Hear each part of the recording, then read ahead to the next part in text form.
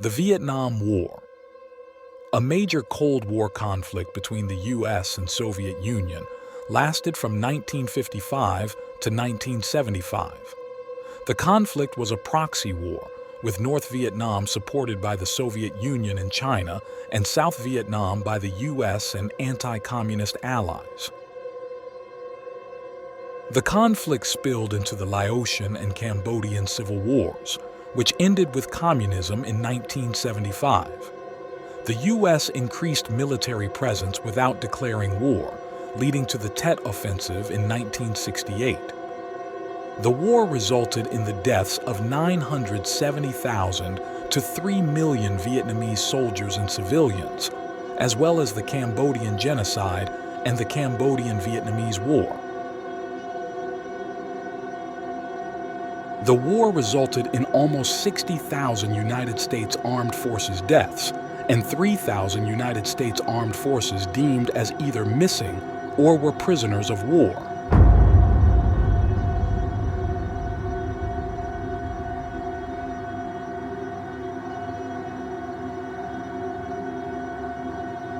In 1961, Kennedy faced 4 crisis situations in Vietnam, including the Bay of Pigs invasion, Laos Pathet Lao conflict, Berlin Wall construction, and the Cuban Missile Crisis. He aimed to prevent a communist victory in Vietnam and believed a failure would damage U.S. credibility. The CIA played a crucial role in the conflict in South Vietnam, advising the U.S. on pacification and gaining the hearts and minds of the population. Despite the U.S.'s optimistic predictions of victory by Christmas 1963, the CIA warned that the Viet Cong retained control and intensified their efforts. The CIA's Special Activities Division conducted direct action missions against communists. But then the unthinkable happened. President Kennedy was assassinated in Dallas on November 22, 1963.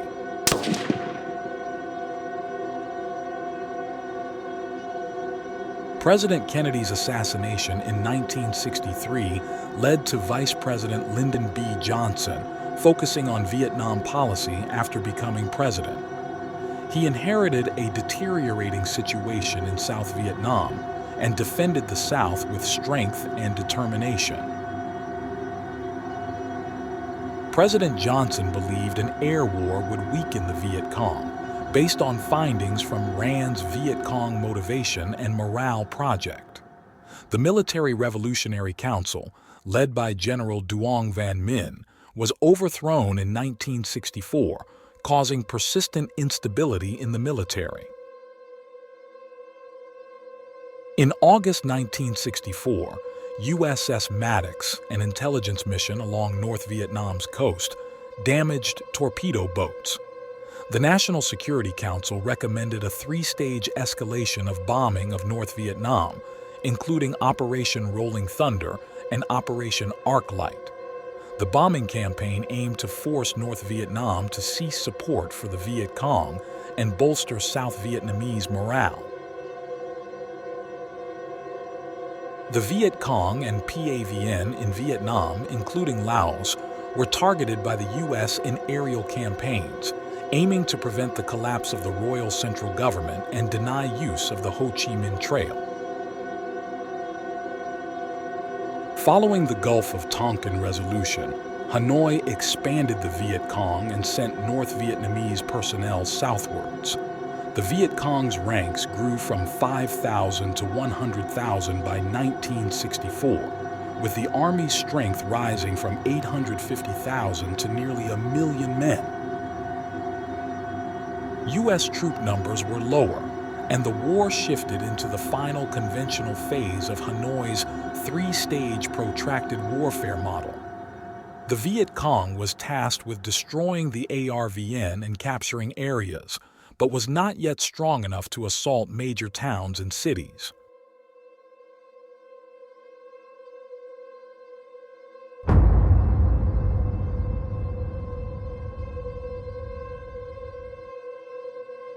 The American Ground War began in 1965 with 3,500 U.S. Marines landed near Da Nang, South Vietnam.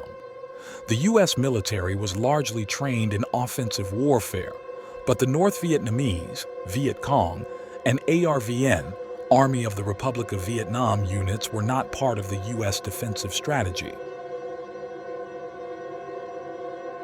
General William Westmoreland proposed a three-point plan to win the war, which included halting the losing trend by the end of 1965, mounting major offensive actions to destroy guerrilla and organized enemy forces, and if the enemy persisted, a period of 12 to 18 months for final destruction. The American buildup transformed the South Vietnamese economy and society, with South Korea joining the Many Flags program in return for economic compensation. The U.S. mounted complex search and destroy operations, including the Battle of Ia Drang, which was the first large-scale helicopter air assault by the U.S. Despite the PAVN Viet Cong's evasion of major operations, the war was characterized by smaller unit contacts or engagements, with the PAVN Viet Cong retaining strategic initiative despite overwhelming U.S. force and firepower deployment. The political situation in South Vietnam stabilized with the arrival of Air Marshal Nguyen Cao Ky and General Nguyen Van Thieu. However, Johnson's policy of minimum candor damaged public trust in official pronouncements, leading to a credibility gap between the Pentagon and media coverage. Internal reports in the Pentagon Papers indicate that Viet Cong forces controlled their losses, with attacks against static U.S. positions accounting for 30% of engagements.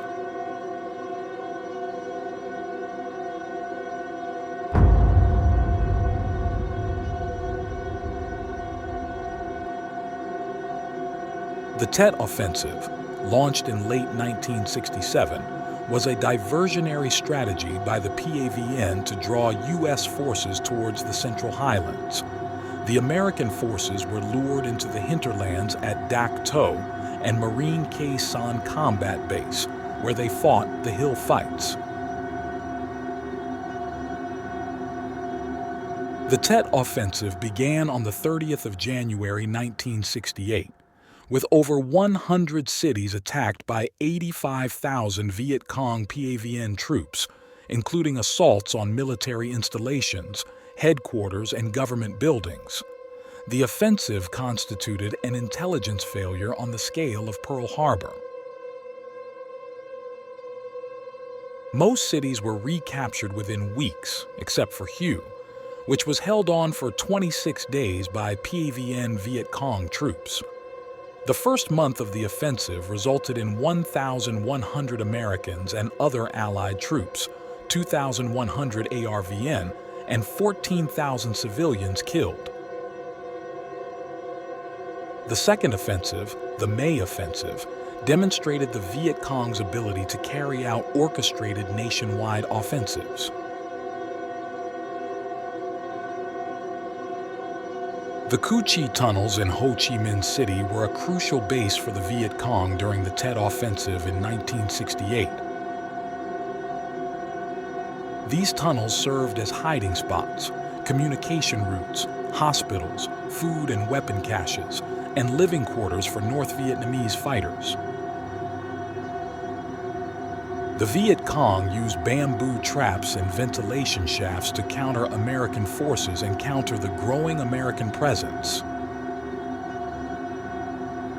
An effective countermeasure by the U.S. armed forces during this time was the use of napalm strikes and napalm-armed Zippo riverboats of the U.S. Brown Water Navy.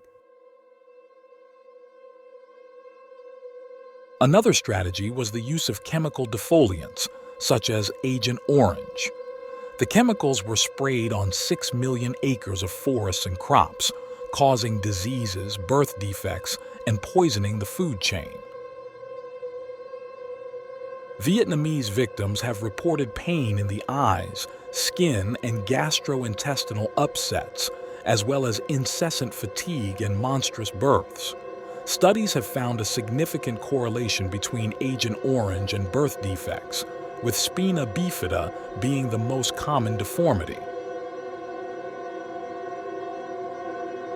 The Tet Offensive in North Vietnam led to a significant public backlash against the Johnson administration, with public approval dropping from 48% to 36%. Westmoreland's predictions of progress were trumped by the offensive, leading to a fallout and the removal of Westmoreland from command. Peace talks between the U.S. and North Vietnam began in Paris, but Johnson's escalation of the war divided Americans, costing 30,000 lives and destroying his presidency. Nixon's refusal to send more troops was seen as an admission that the war was lost, and Vietnam became a major political issue during the 1968 U.S. presidential election.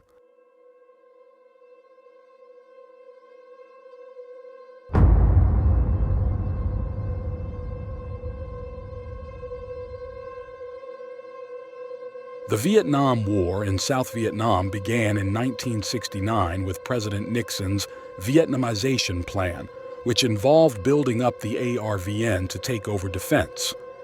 Nixon sought détente with the Soviet Union and rapprochement with China, which decreased tensions and led to nuclear arms reductions. After the death of Ho Chi Minh in 1969, Hanoi's war strategy shifted, with the Giap Ching Northern First faction gaining control over military affairs. Large-scale offensives were rolled back in favor of small unit and sapper attacks, targeting the pacification and Vietnamization strategy. The U.S. domestic controversies, such as the 1968 My Lai massacre and the 1969 Green Beret affair, further fueled the anti-war movement. The Pentagon Papers were leaked in 1971, detailing public deceptions on the part of the government. Following the Tet Offensive, U.S. forces experienced a morale collapse, leading to increased disobedience and desertion rates. The decline in ROTC enrollment and unit cohesion led to a focus on minimizing contact with Viet Cong and PAVN. Practices like sandbagging and drug usage increased among U.S. forces, with 900 fragging incidents investigated between 1969 and 1971. The Battle of FSB Mary Ann in 1971 demonstrated the significant decline in U.S. morale, highlighting the need for improved leadership and motivation. In 1969, American troops were withdrawn from border areas and redeployed, with U.S. casualties decreasing in 1970. The ARVN took over combat operations, with double U.S. casualties in 1969 and more than triple U.S. ones in 1970. Membership in the South Vietnamese Regional Force and Popular Force militias grew, providing village security. In 1970, Nixon announced the withdrawal of 150,000 American troops, reducing U.S. numbers to 265,500. The Easter Offensive of 1972 tested Vietnamization in South Vietnam, with the PAVN overran northern provinces and attacked from Cambodia. American air power responded with Operation Linebacker, halting the offensive. The war was central to the 1972 U.S. presidential election, with Nixon's security advisor, Henry Kissinger, secretly negotiating with North Vietnam's Le Duc Tho. The negotiations became deadlocked when Hanoi demanded changes, leading to Operation Linebacker II. On the 27th of January 1973, the Paris Peace Accords were signed, ending direct U.S. involvement in the Vietnam War, creating a ceasefire, guaranteeing territorial integrity, calling for elections, allowing 200,000 communist troops, and agreeing to a POW exchange.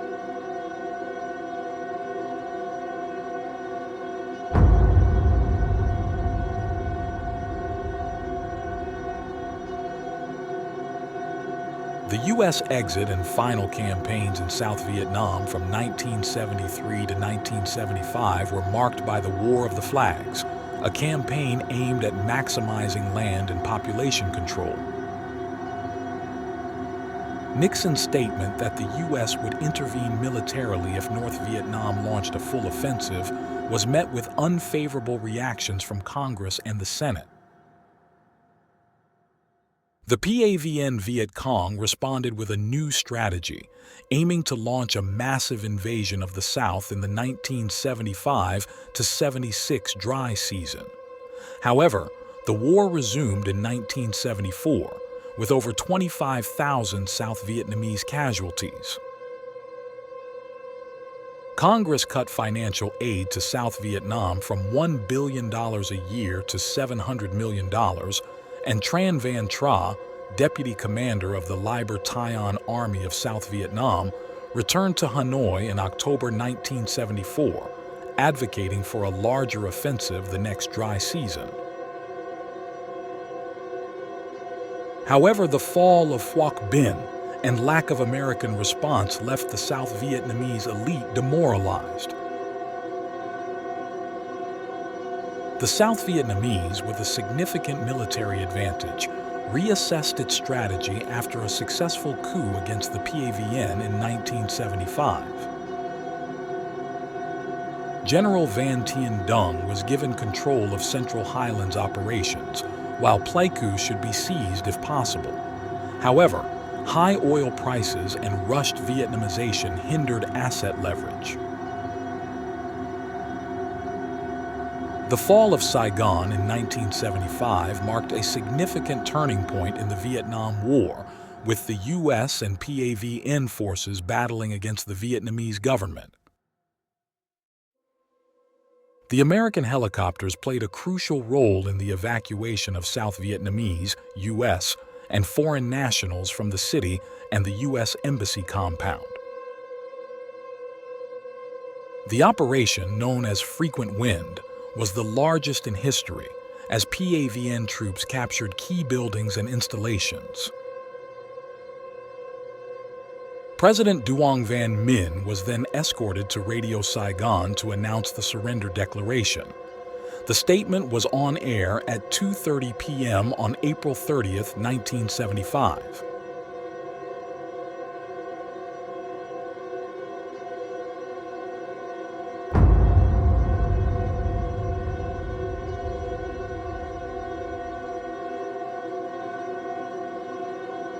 During the Vietnam War, a significant portion of Americans became opposed to U.S. involvement, with 68% of Americans believing the U.S. had made a mistake in sending troops.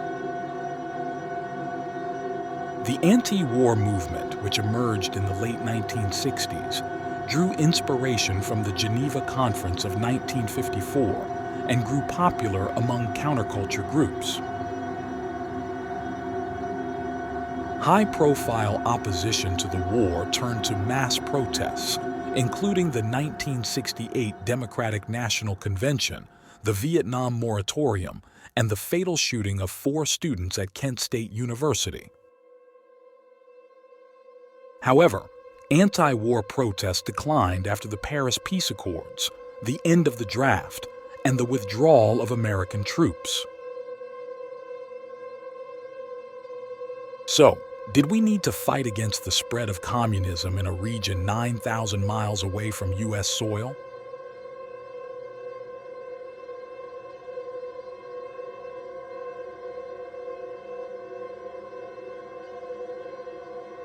No matter what the answer is, in war everybody loses.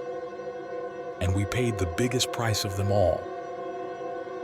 the lives of thousands of brave American heroes. Please keep asking. Why? On YouTube.